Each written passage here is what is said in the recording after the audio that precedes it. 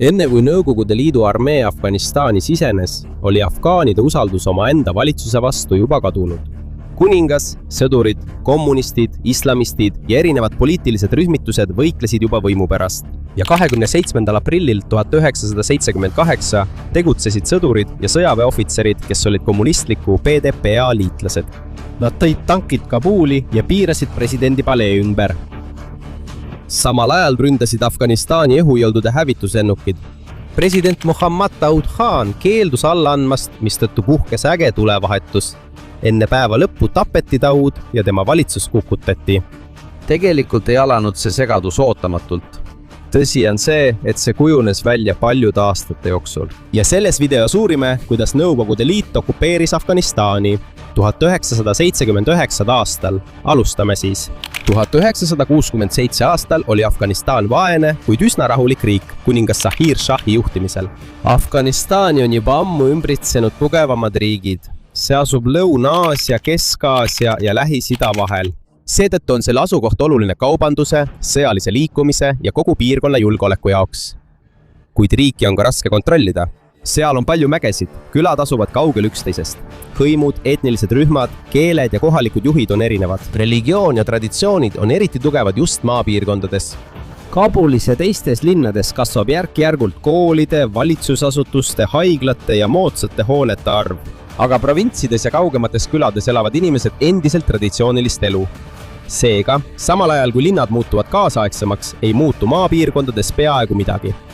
Linnades on noori, kes soovivad kiiremat moderniseerimist, rohkem töökohti, laiemat haridust ja suuremaid õigusi naistele. Maapiirkondades on aga palju perekondi, kes muretsevad, et kiire muutus võib kahjustada nende religiooni, kultuuri ja traditsioonilist eluviisi. Seetõttu hakkas kuningas Zahir järk-järgult reforme tegema. 1964 aastal kehtestas ta uue põhiseaduse, mis andis suurema vabaduse meediale, üliõpilastele ja poliitilistele rühmadele. Aga see uus süsteem oli nõrk ja ei lahendanud kohe riigi probleeme. Tegelikult oli nende valitsus sageli nõrk. Seaduste vastuvõtmine oli aeglane ja tavalised kodanikud ei tundnud muutusi kohe. Aja jooksul said Kabuli ülikoolidest tuliste arutelude keskused. Mõned toetasid monarhiat, mõned tahtsid muuta riiki demokraatlikumaks. Olid islamistid, kes uskusid, et religioon peaks olema valitsuse keskmes ja olid ka kommunistid, kes imetlesid Nõukogude Liitu. Siin sai Afganistani Rahvademokraatlik partei veelgi tugevamaks. PDPA oli väike kommunistlik partei, mis loodi 1965 aastal. Selle peamiste juhtide hulka kuulusid Nur Muhammad Taraki, Babrak Karmal ja Hafizullah Amin, kes uskusid, et Afganistani tuleb kiiresti muuta. Nad tahtsid vähendada rikaste maaomanike võimu, laiendada haridust, muuta vana süsteemi maapiirkondades ja luua valitsuse, mis sarnaneb sotsialistlike riikidega. Kuid neil oli tavaliste afgaanide seas vähe toetust. Nad olid tugevamad mõnede üliõpilaste, õpetajate, riigiametnike ja sõdurite seas, kes olid õppinud või saanud väljaõppe Nõukogude Liidus. Sellest hoolimata tekkisid PDPA sees kohe tülid. See jagunes 2 peamiseks rühmaks. Halki rühma, mida juhtisid Taraki ja Amin, oli agressiivsem ning soovis kiiresti võimu haarata. Barkhami rühma, mida juhtis Karmal, oli ettevaatlikum ja valmis esmalt teiste poliitiliste gruppidega koostööd tegema. Mõlemad olid kommunistid, kuid nende lähenemisviisid olid erinevad. Ja see konflikt saab järgmistel aastatel oluliseks. Koos kommunistide tugevnemisega tugevnesid ka islamistid, kes soovisid muuta valitsemine islami keskseks. See ei olnud veel Taliban, need olid teised islamistlikud rühmitused, kes tol ajal tegutsesid. Paljud esimestest islamistidest olid haritud üliõpilased ja õpetajad, kes vaidlesid selle üle, kuidas ühendada kaasaegne haridus, teadus, valitsemine ja islami väärtused. Üks tähtsamaid rühmitusi oli Jamiat-e-Islami. Nende jaoks oli kommunism ohtlik, sest see ei tahtnud muuta ainult majandust. Nad nägid seda ka ohuna Afganistani religioonile ja traditsioonidele. Seetõttu, kui 70-ndad lähenesid, muutus haritud ühiskonna kiht üha enam lõhestatuks. Üks pool vaatas Nõukogude stiilis sotsialismi poole, teine pool tahtis luua valitsust, mis oleks rohkem islamikeskne. Samal ajal püüdis kuninglik valitsus mitte täielikult asuda Ameerika Ühendriikide ega Nõukogude Liidu poolele. See oli oluline, sest tol ajal oli külma sõja haripunkt. Sel ajal olid Ameerika Ühendriigid ja Nõukogude Liit omavahel vastasseisus. mõlemad otsisid riike, keda nad saaksid aidata ja mõjutada. Afganistan ei asunud ametlikult kummagi poolele. See võttis vastu projekte ja abi Ameerika Ühendriikidelt ning teistelt lääneriikidelt. Kuid Nõukogude Liidul oli suurem roll sõjalise varustuse, väljaõppe, teede, lennujaamade ja muu infrastruktuuri osas. Afganistan asub Nõukogude Liidu lõunapiiri lähedal. Seetõttu ei olnud see Moskva jaoks lihtsalt tavaline vaene riik. See oli osa nende julgeolekust. Nõukogude juhid ei tahtnud, et seal oleks valitsus, mis on Ameerika Ühendriikide liitlane või saab lääne luureteenistuste baasiks. Washingtoni jaoks oli Afganistan oluline, kuid mitte nii tähtis kui Iraan, Pakistan või teised Ameerika peamised liitlased piirkonnas. Selle tõttu süveles Afganistani sõjaväe seos Nõukogude Liiduga. Paljud Afganistani ohvitserid kasutasid Nõukogude relvi ja said Nõukogude väljaõpet. Hiljem said mõned neist ohvitseridest oluliseks jõuks võimu haaramisel. Kuid enne seda kukkus kõigepealt monarhia. 1973 aasta juulis viibis kuningas Zahir Shah riigist väljas. Seda kasutas ära tema nõbu ja endine peaminister Mohammad Daoud Khan. Mõne sõjaväeohvitseri abiga korraldas ta riigipöörde, mis toimus peaaegu ilma suuremate lahinguteta. Ta lõpetas monarhia ja kuulutas Afganistani vabariigiks. Daoudist sai Afganistani esimene president. Alguses toetasid teda mõned vasakpoolsed ja Partšami liikmed, sest nad arvasid, et ta viib riigis kiiresti läbi muudatusi. Nad arvasid, et ta toob kaasa kiirema moderniseerimise ja suuremad poliitilised muutused. Aga kui ta oli valitsuse enda kontrolli alla saanud, eemaldas ta järk-järgult oma endised liitlased. Daoud ei tahtnud, et ükski teine poliitiline grupp võiks tema vastu tugevamaks saada. Ta piiras opositsiooni. Ta nõrgendas kommunistliku mõju valitsuses. Ta vallandas või viis üle mõned ametnikud, keda ta ei usaldanud. Ja selle asemel, et luua tõeline demokraatlik vabariik, muutus tema valitsemine isikukesksemaks. Daoud oli võimu keskpunkt. Daoudil olid ka omad probleemid Pakistaniga. 2 riiki on juba pikka aega vaielnud piiri ja mõlemal pool seda piiri elavate paštuunite tuleviku üle. Tollal oli idee, et paštuunitele peaks olema suurem maa-ala. Pakistan on sellele vastu, sest see võib nõrgestada või lõhestada Pakistani ennast. Seetõttu hakkas Pakistan toetama mõningaid Afganistani islamiste, kes olid Daoudi vastu. 1975 aastal üritasid islamistid alustada ülestõusu tema valitsuse vastu. See ebaõnnestus. Paljud tapeti, arreteeriti või põgenesid Pakistani. Põgenejate seas olid ka mõned mehed, kellest said tulevaste sõdade tuntud komanderid. Pakistanis leidsid põgenikud turvalise koha, väljaõppe ja toetuse, mida nad said kasutada Kabuli vastu. Siin hakkas relvastatud islamistlik opositsioon organiseeruma, mis hiljem sai osaks suuremast mujaheedi vastupanu liikumisest. Sellest hoolimata hakkas Daoud järk-järgult Nõukogude Liidust eemalduma. Ta ei tahtnud, et Afganistan sõltuks ainult Moskva abist, relvadest ja mõjust. Seetõttu otsis ta lähenemist Ameerika Ühendriikide, Iraani, Saudi Araabia, Egiptuse ja Indiaga ning püüdis samuti parandada suhteid Pakistaniga. Daoud soovis, et Afganistan saaks vabalt suhelda erinevate riikidega, ilma et Nõukogude Liit talle tingimusi dikteeriks. Kui ta 1977 aastal külastas Nõukogude Liitu, tekkis tal pingeline olukord Nõukogude liidri Leonid Brežneviga. Moskva oli mures Daoudi kasvavate sidemete pärast teiste riikidega, kuid Daoudi vastus oli selge. Afganistan on iseseisev ja vaba riik ning teised valitsused ei tohiks talle ette kirjutada. Kes võib Afganistaniga rääkida või riiki siseneda, on nende enda otsustada. Sellest ajast alates muutus ta Nõukogude juhtkonna jaoks veeldi kahtlasemaks. Aga see ei tähenda ka seda, et Moskva oleks otseselt kavandanud kõike, mis järgnes. Siiani vaidlevad ajaloolased selle üle, kui suur oli Nõukogude Liidu roll 1978 aasta loos. On selge, et PDPA oli tihedalt seotud Moskvaga ja neil oli tugev side ohvitseridega, kes kasutasid Nõukogude sõjaväesüsteemi. 1978 aasta aprillis tapeti Mir Akbar Küber, tuntud PDPA liige. Pole selge, kes ta tappis. Tema matustel marssisid tuhanded kommunistide toetajad Kabulis. Selle tõttu kartis valitsus, et PDPA võib ülestõusu korraldada ja võimu haarata. Daoud nägi seda protestiaktsiooni suure ohuna. Seetõttu lasi ta PDPA peamised juhid arreteerida, kuid ta tegi ühe olulise vea. Hafizullah Amin, üks PDPA peamistest juhtidest, ei arreteeritud kohe. Seetõttu jõudis ta enne lõplikku vahistamist veel anda käsu parteid toetavatele sõjaväeohvitseridele. Ta ütles, et valitsuse ülevõtmine tuleb alustada. ja just nii juhtuski. 27. aprillil 1978 hakkasid tankid sõjaväebaasidest välja tulema. Nad suundusid Kabuli. Neid toetasid Afganistani õhujõudude lennukid. Rünnati presidendipaleed, valitsusasutusi ja olulisi sidekeskusi. Selgus, et PDPA oli sõjaväkke rohkem inimesi toonud, kui Daoud arvas. Daoud ja tema ihukaitsed võitlesid palees edasi. Ta keeldus alla andmast. Lõpuks tapeti ta koos mõne oma perekonnaliikme ja töötajaga. Vaid 1 päevaga kukkus kokku vabariik, mille ta ise oli 5 aastat varem loonud. Kommunistid nimetasid seda sündmust Soari revolutsiooniks, aga paljude ajaloolaste jaoks oli see vägivaldne sõjaline riigipööre. Väike kommunistlik partei haaras ootamatut võimu, kuigi enamik afgaanidest ei toetanud seda. Selle tulemusena sai Nur Muhammad Taraki Afganistani uueks juhiks. Hafizullah Aminist sai aga uue valitsuse üks mõjukamaid ametnikke. Samuti anti Babrak Karmalile kõrge ametikoht. Esmapilgul tundus, et kommunistid on täielikult võitnud. Neil oli kontroll Kabuli, valitsuse ja suure osa sõjaväe üle. Kuid enamik afgaanidest ei toetanud neid. Uus kommunistlik valitsus viis ellu kiireid ja sunniviisilisi muudatusi. Kui keegi vastu hakkas, kasutas valitsus arreteerimist, piinamist ja tapmist. Selle tõttu, selle asemel, et riik tugevneks, laienes nende vastu ülestõus. Lõpuks hakkas Nõukogude Liit kartma, et kommunistlik valitsus Kabulis kukub täielikult kokku. Pärast seda, kui PDPA võttis võimu üle, kuulutati raadios välja, et nende niinimetatud Sauri revolutsioon on õnnestunud.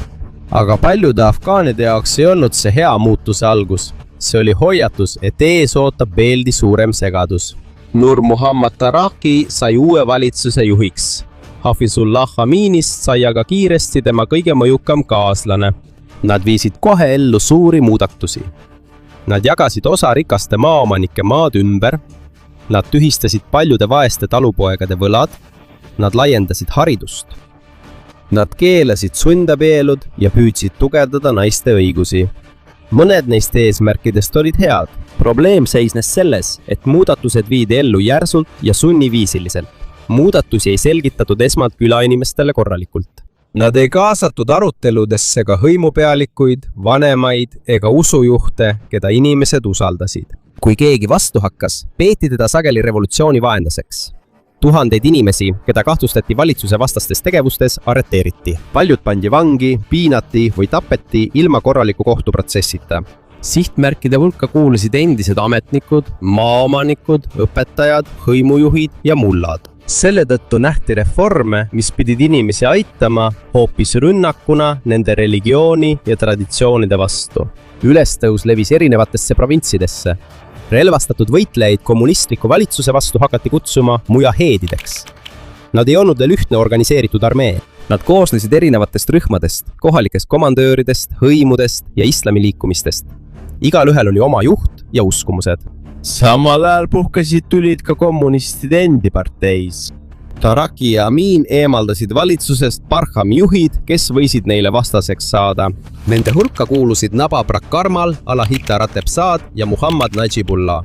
Mõned saadeti suursaadikutele teistesse riikidesse, et neid Kabulist eemal hoida, samal ajal kui teised arreteeriti ja vandistati. Kui vastupalu kasvas, kasutas valitsus üha enam vägivalda. Selle asemel, et ülestõus nõrgeneks, levis see hoopis laiemalt. 1979. Aasta veebruaris rööviti Kabulis Adolf Tups, Ameerika Ühendriikide suursaadik. Afganistani julgeolekujõud üritasid teda päästa, kuid see lõppes tulevahetusega ja Tups sai surma. Selle tõttu eemaldusid Ameerika Ühendriigid kommunistlikust valitsusest veelgi enam ja vähendasid oma abi Afganistanile. Veelgi suurem probleem tekkis märtsis. Inimesed tõusid üles Heratis, mis on üks riigi suurimaid linnu. Mõned Afganistani armee sõdurid ühinesid ülestõusuga. Tapeti ka mõned Nõukogude nõunikud ja nende pered. Valitsus kasutas sõjalennukeid ja raskeid relvi, et linn tagasi vallutada. Paljud inimesed hukkusid, kuid täpne arv pole teada. Hinnangud erinevad suuresti, sest sündmuste kohta on vastuolulisi teateid. Herati ülestõus oli oluline, sest see näitas, et vastupanu ei tulnud enam ainult väikestelt mägedest tegutsevatelt rühmadelt. Isegi linna elanikud ja valitsuse sõdurid võivad nüüd mässama hakata. Taraki ja Amin kardavad, et nende valitsus võib täielikult kokku variseda. Nad palusid korduvat Nõukogude Liidud sõdureid, kuid alguses keeldus Moskva. Nõukogude liidrid teadsid, et Afganistani on lihtne sisse tungida, kuid kogu riiki on raske kontrollida. seal on palju mägesid, külad on kaugel üksteisest ja pole lihtne aru saada, kes on tavaline elanik ja kes mässaja. KGB juht Juri Andropov hoiatas samuti, et välisarmeel ei ole võimalik lahendada Afganistani poliitilisi probleeme.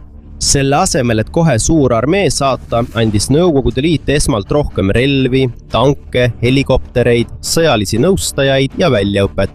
Kuid Afganistani armee nõrgenes jätkuvalt. Paljud sõdurid põgenesid, keeldusid võitlemast või liitusid mujahediinidega. Sõjas üleledes süvenes ka Taraki ja Amini vaen. Mõlemad olid kommunistid, mõlemad tahtsid võimul püsida ja mõlemad süüdistasid teineteist valitsuse kokkuvarisemises. 1979 aasta septembris üritas Taraki leer Aminit võimult kõrvaldada. Amin pääses põgenema ja asus ise esimesele tegutsema. Taraki arreteeriti ja hiljem tapeti. Ajalooliste allikate kohaselt kägistati ta padjaga. Pärast seda sai Afganistani juhiks Amin. See ei meeldinud Nõukogude Liidule. Moskva jaoks muutus Amin liiga vägivaldseks ja ebausaldusväärseks. Nad uskusid ka, et ta nõrgestas valitsust veelgi ja suurendas rahva viha. KGB kahtlustas samuti, sest Amin oli kunagi õppinud Ameerika Ühendriikides ja püüdis hiljem Washingtoniga ühendust võtta. Pole aga kindaid tõendeid, et ta oleks olnud CIA agent. Kuid külma sõja ajal piisas kahtlusest, et Nõukogude liidrid kardaksid, et ta võib Moskvast eemalduda ja Ameerikale läheneda. Samal ajal suurenes mõnede mässuliste toetus, mida nad said Afganistani väljaspoolt. Pakistan lubas erinevatel Afganistani opositsioonigruppidel oma riigis baase rajada. Toetus tuli ka teistest riikidest, kes kartsid Nõukogude mõju laienemist. Moskva jaoks polnud see enam ainult nende liitlasvalitsuse probleem, see oli juba oht ka nende lõunapiirile. Kui kommunistlik valitsus kukub, võib Nõukogude Liidu kõrval otse Nõukogude Kesk-Aasia piiril tekkida vaenulik või läänemeelne Afganistan. Moskva seisukoht hakkas tasapisi muutuma. Juhtkond, kes varem oli vastu vägede saatmisele, hakkas uskuma, et Amin tuleb eemaldada ja kommunistlik valitsus päästa. 1979 aasta 12. detsembril kiitis Nõukogude juhtkond salaja heaks sõjalise sekkumise. Plaani eesmärk polnud ainult Amini abistamine. Tegelik plaan oli ta tappa ja asendada Babrak Karmaliga, kommunistliku juhiga, kelle ta oli varem välja saatnud. Nõukogude juhid arvasid, et operatsioon saab olema kiire. Nende armee siseneb, võtab kontrolli tähtsate linnade ja baaside üle ning vahetab juhi välja. Pärast seda pidi uus Afganistani valitsus mässulistega tegelema. 25. detsembril hakkasid tuhanded Nõukogude sõdurid koos tankide, soomukite, helikopterite ja sõjalennukitega piiri ületama. Üks rühm liikus põhjast Kabuli suunas, teine liikus Herati poole. Kandaharis hõivasid dessantväed samuti olulised lennujaamad ja valitsushooned. Amin ei teadnud aga, et sõdurid, keda ta ootas endale appi, olid samad, kes saadeti teda tapma. Ta elas tol ajal Paisbegi palees, mis asus Kabuli kõrgemal alal. Selle kaitse oli tugev. Ümberringi olid valves olevad tankid, sõjaväebarakid ja maasse paigaldatud miinid. Kuid Nõukogude väed tundsid seda kohta hästi, sest just nemad aitasid tagada Amini turvalisust. Neil oli ka eriline üksus, mis koosnes Nõukogude Kesk-Aasiast pärit sõduritest. Nad kandsid Afganistani vormi, et neid kohe ära ei tuntaks. 27. detsembril olid nad rünnakuks valmis. Kui Nõukogude armee levis Kabulis laiali, liikusid eriüksused kiiresti palee poole. Vaid mõne tunni pärast saab Amin teada, et Nõukogude Liidu saabumine ei ole päästeoperatsioon.